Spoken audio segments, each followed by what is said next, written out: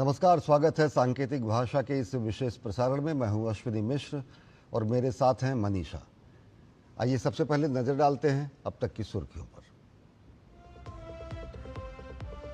देश और विश्व बापू को कर रहा है नमन। राष्ट्रपति, उपराष्ट्रपति और प्रधानमंत्री ने राजघाट जाकर अर्पित की श्रद्धांजलि। देश लाल बहादुर शास्त्री का भी कर रहा है स्मरण।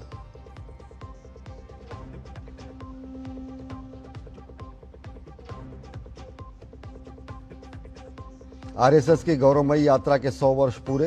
प्रधानमंत्री नरेंद्र मोदी ने यात्रा को बताया राष्ट्रभक्ति और सेवा का पर्याय। लेख में प्रधानमंत्री ने कहा, विकसित भारत में संघ का अहम योगदान।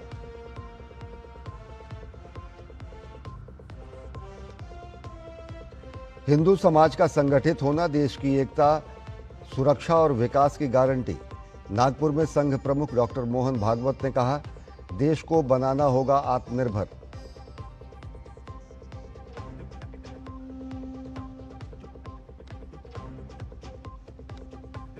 दिल्ली एनसीआर के कई इलाकों में तेज बारिश, कई जगहों पर यातायात प्रभावित। मौसम विभाग ने पहले ही जताई थी बारिश की उम्मीद।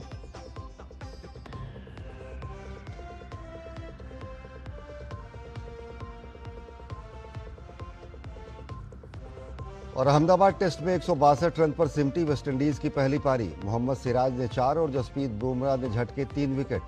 भारत की सधी शुरुआत।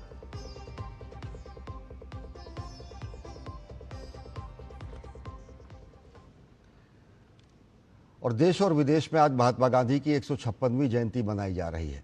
2 अक्टूबर का दिन राष्ट्रपिता महात्मा गांधी की जयंती के रूप में पूरे देश और दुनिया में श्रद्धा और सम्मान के साथ मनाया जाता है।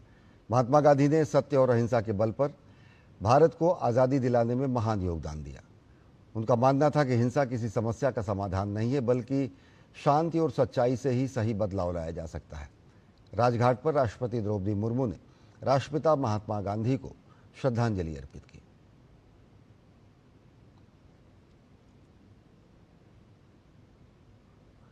उपराष्ट्रपति सीपी राधाकृष्णन ने भी बापू को श्रद्धासुमन अर्पित किए।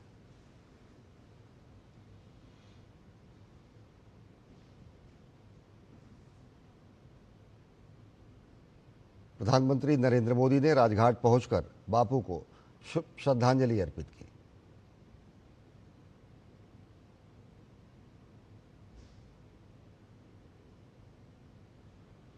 प्रधानमंत्री नरेंद्र मोदी ने संविधान सदन में राष्ट्रपिता महात्मा गांधी को पुष्पांजलि अर्पित की।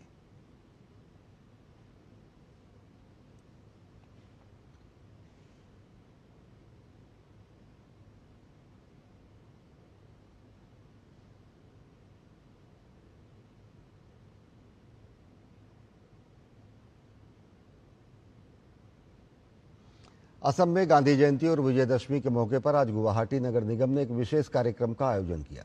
शहर के पलटन बाजार स्थित श्री महामाया मंदिर में स्वच्छता और वृक्षारोपण अभियान चलाया गया। इस कार्यक्रम में असम के राज्यपाल लक्ष्मण प्रसाद आचार्य मुख्य अतिथि के रूप में शामिल हुए।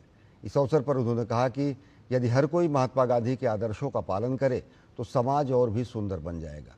कार्यक्रम के तहत जीएमसी कर्मचारियों को मिठाइयाँ और पौधे बांटे गए। गांधी जयंती के उपलक्ष्य में पूरे राज्य में अनेक कार्यक्रमों का आयोजन किया जा रहा है। हमें स्वच्छता अगर हम करते हैं तो इससे देश का, लोगों का अनेक प्रकार के हम संकटों से मुक्ति पा जाएंगे। यानी हमारे बहुत सारी बीमारियों का कारण हमारी गंदगी है, तो गंदगी से हम मुक्ति के लिए हमें संकल्प लेना चाहिए। और उन्होंने स्वच्छता अभियान का उस समय संदेश दिया। हमें प्रसन्नता है कि हमारे देश के आदरणीय प्रधानमंत्री श्री नरेंद्र मोदी जी महात्मा गांधी जी के संदेश को लेकर के लाल बहादुर शास्त्री जी के साहस और मूल्यों की राजनीति करके देश को एक बेहतर दिशा में नेतृत्व दे रहे हैं। 2 अक्टूबर को राष्ट्रपिता महात्मा गांधी के साथ ही साथ देश के पूर्व प्रधानमंत्री लाल बहादुर शास्त्री की जयंती भी है। आज लाल बहादुर शास्त्री जी की 121वीं जयंती है। इस अवसर पर राष्ट्रपति द्रौपदी मुर्मू ने विजय घाट पर उन्हें श्रद्धासुमन अर्पित किए।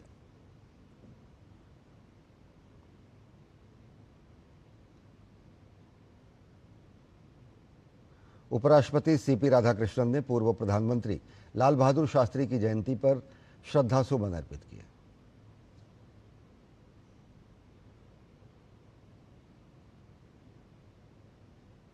प्रधानमंत्री नरेंद्र मोदी ने नई दिल्ली में विजय घाट पहुंचकर लाल बहादुर शास्त्री को पुष्पांजलि अर्पित की।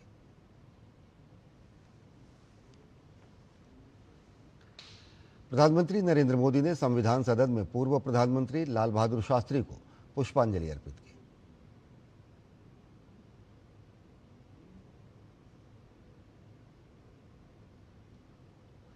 केंद्रीय गृह एवं सहकारिता मंत्री अमित शाह आज दिल्ली के कनॉट प्लेस स्थित खादी इंडिया पहुंचे। इस दौरान उन्होंने खादी और स्वदेशी आंदोलन के महत्व पर प्रकाश डाला।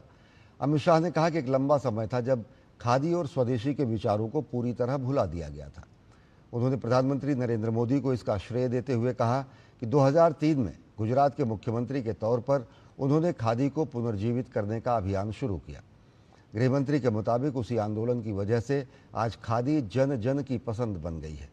उन्होंने इस बात पर भी जोर दिया कि 2014 से लेकर अब तक खादी की बिक्री में कई 100 गुना बढ़ोतरी हुई है, जो इसकी सफलता का प्रत्यक्ष प्रमाण है।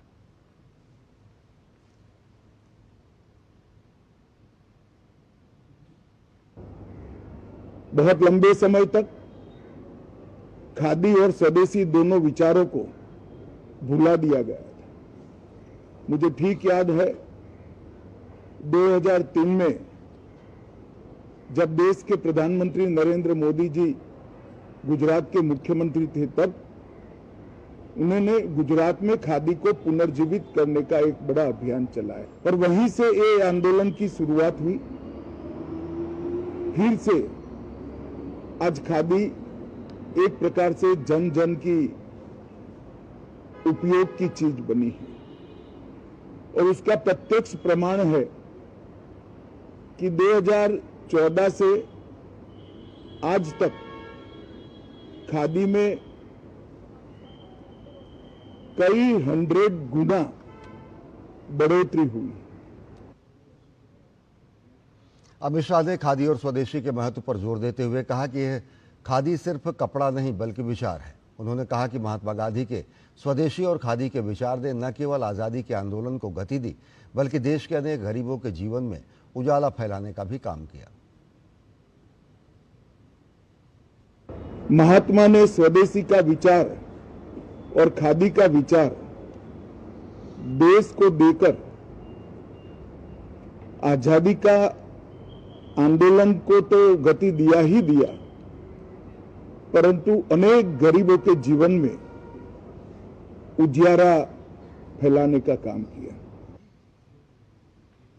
ब्रेक के बाद आप सभी का स्वागत है। प्रधानमंत्री नरेंद्र मोदी ने राष्ट्रीय स्वयंसेवक संघ के 100 वर्ष पूरा होने के उपलक्ष्य में एक ब्लॉग लिखा। सोशल मीडिया प्लेटफॉर्म एक्स पर लेख साझा करते हुए प्रधानमंत्री ने कहा कि आज से 100 साल पहले विजयदशमी के ही दिन समाज सेवा और राष्ट्र निर्माण के उद्देश्य से राष्ट्रीय स्वयंसेवक संघ की स्थापना हुई थी।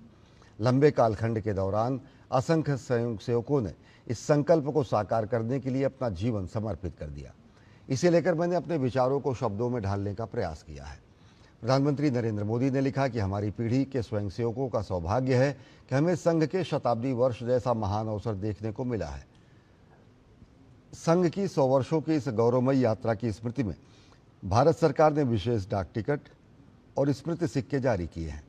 संघ के अलावा संघ के अलग अलग संगठन भी जीवन के हर पक्ष से जुड़कर राष्ट्र की सेवा करते हैं।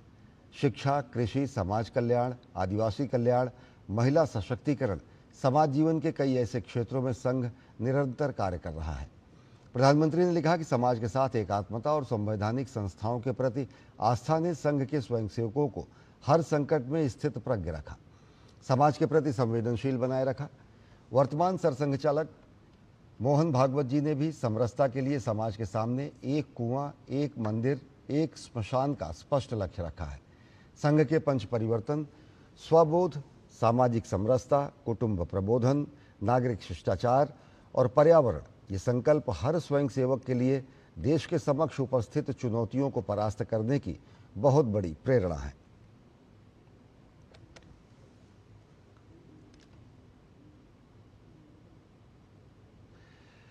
राष्ट्रीय स्वयंसेवक संघ के शताब्दी समारोह के अवसर पर नागपुर के ऐतिहासिक रेशिम बाग में विशेष कार्यक्रम का आयोजन किया गया। संघ प्रमुख डॉक्टर मोहन भागवत ने समारोह को संबोधित किया। उन्होंने कहा कि आरएसएस के स्वयंसेवक राष्ट्र की सेवा और समाज को सशक्त बनाने के लिए अथक रूप से समर्पित रहे हैं। उन्होंने कहा कि संघ का चिंतन समाज के हित में है। शाखा में अपने राष्ट्र स्वरूप की यह स्पष्ट कल्पना और गौरव प्राप्त होता है। और जो मैंने 5 बातें कही, कर्तृत्व, नेतृत्व, व्यक्तित्व, समझदारी और भक्ति, वो भी शाखा के इन संस्कारों से प्राप्त होती है। इसके आधार पर जो परिवर्तन आएगा समाज में, उससे भारतवर्ष खड़ा होगा। भारत का यही आत्मस्वरूप आज की देशकाल परिस्थिति से सुसंगत शैली में फिर से विश्व में खड़ी करनी है। संघ प्रमुख डॉक्टर मोहन भागवत ने कहा कि हिंदू समाज का संगठित होना देश की सुरक्षा, विकास और एकता की गारंटी है। हिंदू समाज का बल संपन्न होना, शील संपन्न होना, संगठित होना इस देश के एकता, एकात्मता, सुरक्षा और विकास की गारंटी है। क्योंकि हिंदू समाज सनातन काल से यहां चलते आया है, वो इस देश का उत्तरदायी समाज है, रिस्पॉन्सिबल सोसाइटी। देश भर में विजयदशमी और दशहरे का पर्व हर्षोल्लास के साथ मनाया जा रहा है। यह दिन नवरात्रि अनुष्ठान और दुर्गा पूजा के समापन तथा बुराई पर अच्छाई के विजय का प्रतीक है। राष्ट्रपति द्रौपदी मुर्मू आज दिल्ली के माधवदास पार्क में दशहरा उत्सव में शामिल होंगी। वहीं प्रधानमंत्री नरेंद्र मोदी पूर्वी दिल्ली के पटपड़गंज में रामलीला समिति द्वारा आयोजित पारंपरिक रावण दहन आयोजन में हिस्सा लेंगे। मान्यता है कि दशहरे के दिन ही भगवान श्री राम ने रावण का वध कर विजय प्राप्त की थी और देवी दुर्गा ने नवरात्र और 10 दिन के युद्ध के बाद महिषासुर का संहार किया था। इसके प्रतीक के तौर पर देश भर में रावण दहन का कार्यक्रम पूरे विश्वास और परंपरा के साथ मनाया जाता है। इसके साथ ही शाम को रावण, मेघनाथ, कुंभकर्ण के पुतलों का दहन कर विजयदशमी का उत्सव धूमधाम से संपन्न होता है।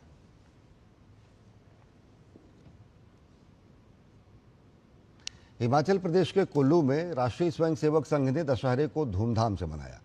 शहर भर में ढोल नगाड़ों के साथ स्वयंसेवकों ने शानदार पथ संचलन किया। 1925 में विजयदशमी के दिन ही नागपुर में केशव बलराम हेडगेवार ने राष्ट्रीय स्वयंसेवक संघ की स्थापना की थी। आज संघ अपनी यात्रा के 100 वर्ष पूर्ण कर विजयदशमी के दिन शताब्दी समारोह मना रहा है।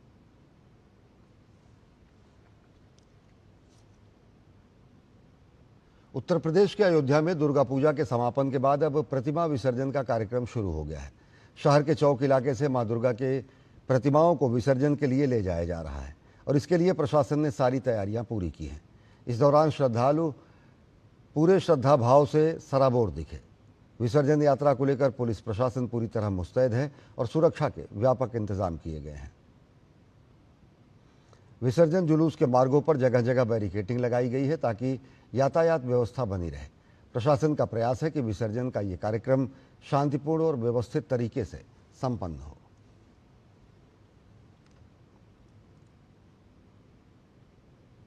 प्रधानमंत्री नरेंद्र मोदी ने कांग्रेस अध्यक्ष मल्लिकार्जुन खड़गे से बात कर उनके स्वास्थ्य की जानकारी ली है। प्रधानमंत्री ने एक्स पर लिखा, खड़गे जी से बात की, उनके स्वास्थ्य के बारे में जानकारी ली, उनके शीघ्र स्वस्थ होने की कामना की। उनके निरंतर स्वस्थ रहने और दीर्घायु होने की प्रार्थना करता हूं।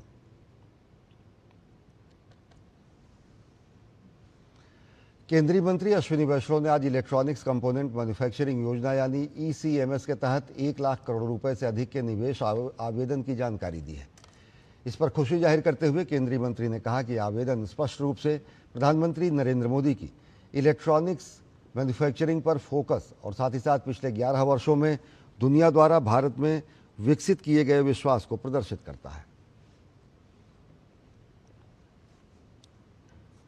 ये स्कीम जिसमें 1,15,351 करोड़ रुपए का इन्वेस्टमेंट की एप्लीकेशंस आई है इलेक्ट्रॉनिक्स कंपोनेंट मैन्युफैक्चरिंग में, ये दर्शाता है, ये क्लियरली शो करता है कि माननीय प्रधानमंत्री श्री नरेंद्र मोदी जी का जो इलेक्ट्रॉनिक्स मैन्युफैक्चरिंग पर फोकस है और जो पिछले 11 वर्षों में जो ट्रस्ट डेवलप हुआ है दुनिया भर का भारत पर, ये ट्रस्ट आज इन्वेस्टमेंट में, प्रोडक्शन में और एम्प्लॉयमेंट में परिणत हो रहा है। It's resulting into investment, employment and extra production.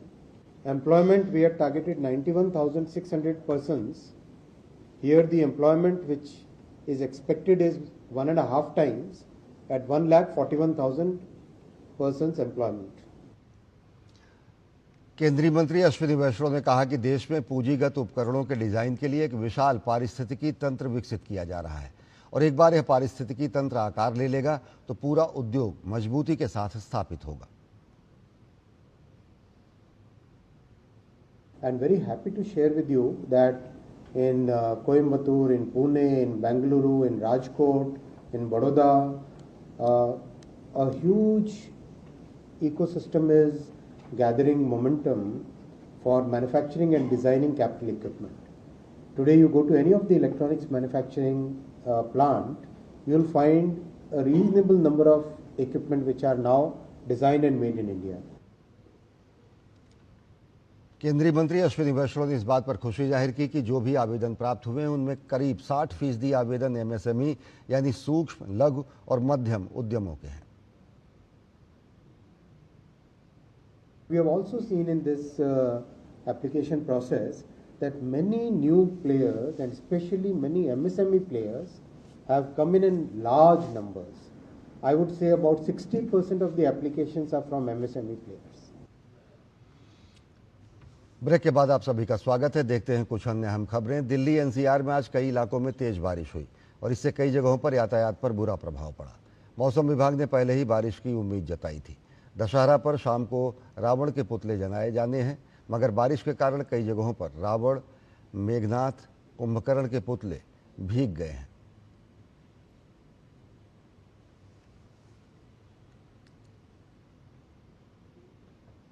Uttar Pradesh के संभल में तालाब की भूमि पर बने मैरिज हॉल पर बुलडोजर की कार्रवाई की गई है। पुलिस बल ने बुलडोजर की मदद से मैरिज हॉल को ध्वस्त कर दिया है। इस दौरान जिलाधिकारी डॉक्टर राजेंद्र पैंसिया और पुलिस अधीक्षक कृष्ण कुमार बिश्नोई स्वयं मौजूद रहे। प्रशासन ने मैरिज हॉल के मालिक को नोटिस जारी किया था। संभल के असमोली थाना क्षेत्र के गांव राया बुजुर्ग के तालाब पर अवैध कब्जा करके मैरिज हॉल बनाया गया था। संभल के जिलाधिकारी राजेंद्र पैंसिया ने जानकारी देते हुए बताया कि ये तालाब की भूमि राजस्व विभाग के रिकॉर्ड में दर्ज है और इसलिए ध्वस्तीकरण की कार्रवाई की गई।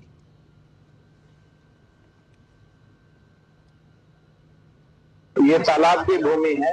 डाटा संख्या 691 के ऊपर 2310 वर्ग मीटर तालाब दर्ज है राजस्व अभिलेखों में और उस पर मैरिज पैलेस बहुत बड़ा बना लिया गया था, तो उसी के ध्वस्तीकरण की कार्रवाई शुरू की गई है। और बिहार का वैशाली जिला और उसकी राघोपुर विधानसभा सीट, जिसका राजनीतिक इतिहास बेहद दिलचस्प रहा है। विधानसभा चुनाव 2025 में भी इस सीट पर हर किसी की नजरें टिकी हैं। क्या कारण है और क्यों इतनी खास है ये सीट, देखिए हमारी खास रिपोर्ट। बिहार विधानसभा चुनाव का बिगुल बस बजने ही वाला है और राज्य की हर खास व आम सीट पर जोर आजमाइश शुरू हो गई है। ऐसी एक खास और वीवीआईपी सीट है राघोपुर विधानसभा क्षेत्र, जो बिहार की राजनीति के माहिर खिलाड़ी लालू प्रसाद के परिवार के लिए सुरक्षित गढ़ माना जाता है। हालांकि 2010 में इस गढ़ में भी सेंध लगी थी, जब पूर्व मुख्यमंत्री राबड़ी देवी को सियासत के एक साधारण आदमी से करारी शिकस्त मिली थी। बिहार के शाही परिवार को धूल चटाने वाला ये कारनामा किया था सतीश कुमार सिंह ने, जो एक बार फिर राघोपुर से अपनी चुनावी किस्मत आजमाने को तैयार हैं।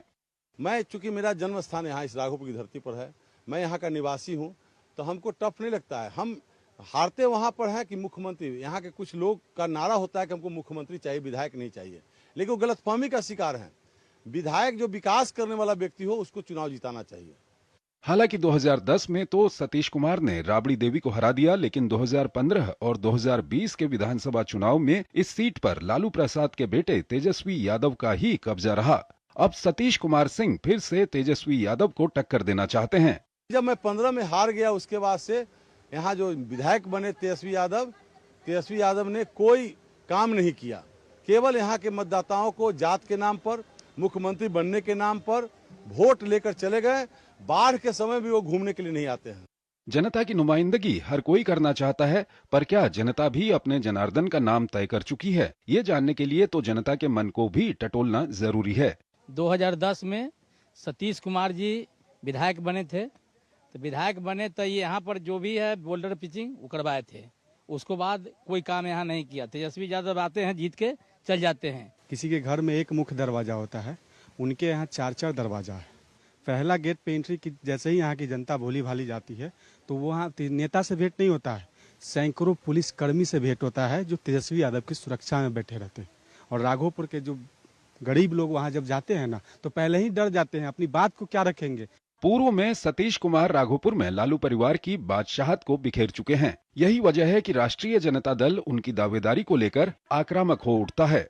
सरकार भेदभाव करती है, लेकिन तेजस्वी यादव जी वहां पर और भी जगह से और भी राज्यसभा एमएलसी के पैसा को ले जा करके उस क्षेत्र का सर्वांगीण विकास करने का काम किया। आज राघोपुर को पूरा देश ही नहीं, पूरा दुनिया में राघोपुर की एक पहचान है।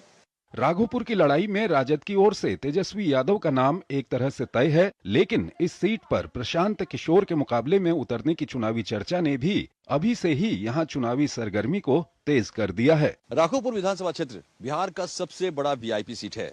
यहां से लालू प्रसाद यादव, राबड़ी देवी और वर्तमान में तेजस्वी यादव विधायक हैं। लेकिन अगर हम विकास के मानकों की बात करें तो यह क्षेत्र बुनियादी सुविधाओं से लेकर के शिक्षा और स्वास्थ्य में भी काफी पिछड़ा है। कैमरामैन विनय तिवारी के साथ कुमार आलोक, डीडी न्यूज, राघोपुर। और अब बात करेंगे क्रिकेट की। भारत और वेस्टइंडीज के बीच टेस्ट सीरीज का पहला मुकाबला आज अहमदाबाद में शुरू हुआ। भारत ने अपनी पहली पारी में 2 विकेट के नुकसान पर 103 रन बना लिए हैं। भारत का पहला विकेट यशस्वी जायसवाल के रूप में गिरा है। वे 36 रन बनाकर आउट हुए हैं। इससे पहले टॉस जीतकर पहले बल्लेबाजी करते हुए वेस्टइंडीज ने 44 ओवर और 1 गेंद में अपने सभी विकेट गंवा दिए और 162 रन पर पारी सिमट गई। मुकाबले में वेस्टइंडीज की शुरुआत अच्छी नहीं रही। टीम ने पहले सेशन यानी लंच तक ही अपने 5 बल्लेबाजों के विकेट 90 रन पर गंवा दिए थे। वेस्टइंडीज का पहला विकेट चंद्रपाल के रूप में गिरा, जिन्हें मोहम्मद सिराज ने 0 पर आउट किया। इसके थोड़ी देर बाद जसप्रीत बुमराह ने जॉन कैम्बेल का विकेट निकाला। बुमराह ने कैम्बेल को 8 रन पर आउट किया। भारतीय गेंदबाजों ने शानदार प्रदर्शन करते हुए वेस्टइंडीज की टीम को नियमित अंतराल पर विकेट गिरते रहने के लिए मजबूर कर दिया। भारत के लिए मोहम्मद सिराज ने 4 विकेट और बुमराह ने 3 विकेट लिए। और देश भर में रामलीलाओं का भव्य मंचन जारी है। आज दशहरा के पावन अवसर पर भगवान श्री राम रावण का वध कर बुराई पर अच्छाई के विजय का संदेश देंगे। डीडी न्यूज संवाददाता सुयश शर्मा की देखिए खास रिपोर्ट। जहां एक ओर पूरे देश में रामलीला की धूम मची है, वहीं दिल्ली के पांडव नगर स्थित रामलीला पार्क में भी रामायण का जीवंत मंचन किया जा रहा है। रंग बिरंगे परिधानों में सजे कलाकार अपने अभिनय से दर्शकों को रामायण काल की अनुभूति करा रहे हैं। समझ पहुंचाएं कि कैसे अधर्म पे धर्म की जीत होती है, अन्याय पे न्याय की जीत होती है, असत्य पे सत्य की जीत होती है। मैं इस वर्ष हनुमान जी का स्वरूप निभा रहा हूँ। इस बारे में सिर्फ यही कहना चाहता हूँ कि प्रभु ने सेवा दी है और इस सेवा को मैं पूर्णतः करना चाहता हूँ। कलाकारों का कहना है कि रामायण की प्रस्तुति सिर्फ मनोरंजन नहीं है, बल्कि समाज को सदाचार, सत्य और धर्म के मार्ग पर चलने की प्रेरणा देने का माध्यम है। खास बात तो है कि जितने भी कलाकार हैं ना, जो हमारे बच्चे ही हमारे सब, जैसे ये लोग बहुत मेहनत कर रहे हैं और कमेटी के लोग भी मेहनत करते हैं और 1-2 महीने से कंटिन्यू ये बहुत अच्छी मेहनत कर रहे हैं। बहुत उम्दा किस्म की ये कलाकारी दिखा रहे हैं यहाँ पे। और ये स्क्रीन लगी हुई है ना, इससे यहाँ पे दर्शक इतने मुक्त मोके हो रहे हैं कि समझो हटते ही नहीं। सभी 2 महीने से शुरू कर देते हैं ये, उसके बाद ये शुरू हो जाती है 22 तारीख। स्थानीय आयोजक रूपेंद्र शर्मा बताते हैं कि पांडव नगर की रामलीला पिछले कई वर्षों से शारदीय नवरात्रों में आयोजित की जा रही है और प्रत्येक वर्ष दर्शकों का उत्साह बढ़ता ही जा रहा है। अच्छा लग रहा है रामलीला देख के, हमको बहुत अच्छी रामलीला है। कैसा लग रहा है रामलीला देख के? मेरे को अच्छा लग रहा है। क्या सीख रही हो आप यहाँ पे? मैं सीख रही हूँ कि हमें बुराई का साथ नहीं देना चाहिए। छोटे पंचायत हमें 55 साल हो गए। आइए आपको लिए चलते हैं भाजपा नेता रविशंकर प्रसाद प्रेस का अधिकार कर रहे हैं। मोदी जी के ऊपर तो आप झूठे आरोपों की झड़ी लगाते हैं पूरे हिंदुस्तान में घूम घूम करके। तो लोकतंत्र में तो आपको एक प्रकार से गाली देने का अधिकार दे रखा है हिंदुस्तान में, और आप कह रहे हैं लोकतंत्र नहीं है यहां पर। आप राहुल गांधी सब कुछ बेबुनियाद बेशरम भरी बातें करते हैं भारत के खिलाफ, भारत में, और विदेश में कहते हैं कि भारत में बोलने की आजादी नहीं है। पूरा लोकतंत्र है, देश के लोग आजाद हैं। लेकिन राहुल गांधी की समस्या ये है कि उनको वोट नहीं मिलता तो सत्ता चाहते हैं, और अगर विदेश में जाके भारत को अपमानित करिएगा तो जो भी सीट मिली है जनता वो भी नहीं जिताएगी आपको, जान लीजिए आप। अब आप चीन की तारीफ कर रहे हैं कि भारत तो दुनिया की बड़ी ताकत नहीं बन सकता, लेकिन चीन दुनिया का नेतृत्व कर सकता है। भारत के आर्थिक विकास पर भी आपको आपत्ति है, रोजगार नहीं मिलता। आज भारत दुनिया की चौथी बड़ी इकोनॉमी है, तीसरी बनने के रास्ते पर है। तो आपका चीन प्रेम दिखाई पड़ता है, और भारत के अपमान करने का आप कोई भी अवसर छोड़ते नहीं हैं। हम उसकी बहुत ही भर्त्सना करते हैं, लेकिन पीड़ा तब होती है जब दूर कोलंबिया में भी भारत को अपमानित करने का बेशर्मी के साथ राहुल गांधी कोई अवसर नहीं छोड़ते। ये बहुत निंदनीय है। लेकिन हम तो अपनी बात कहेंगे। आज अवसर है विजयदशमी का, तो सभी भारतीयों को बहुत शुभकामनाएं, बहुत प्रणाम। आज के दिन भारत और उदयमान बने, सभी आध्यात्मिक शक्तियां, माता दुर्गा, बाकी सभी देव हमें आशीर्वाद दें, और हिंदुस्तान के लोग खुशहाल बने, संतुष्ट बने, यही कामना है। तो आप देख रहे थे भाजपा मुख्यालय से भाजपा नेता, वरिष्ठ नेता रविशंकर प्रसाद प्रेस से मुखातिब थे। उन्होंने कांग्रेस पर सीधा निशाना साधा, और साथ ही साथ उन्होंने राहुल गांधी पर कड़ा प्रहार करते हुए उन्होंने कहा कि राहुल गांधी हमेशा राष्ट्र के खिलाफ बातें करते हैं, देश के खिलाफ बातें करते हैं, और विदेश की धरती पर भी भारत के मान सम्मान को ख़त्म करते हैं। उन्होंने इस तरीके की हरकतों से बाज आने की सलाह दी और पूरे देश भर को शुभकामना दी दशहरे की। तो इस सांकेतिक भाषा के इस विशेष बुलेटिन में फिलहाल इतना ही। देश और दुनिया की ताज़ा तरीन खबरों के लिए देखते रहिए DD न्यूज़। नमस्कार।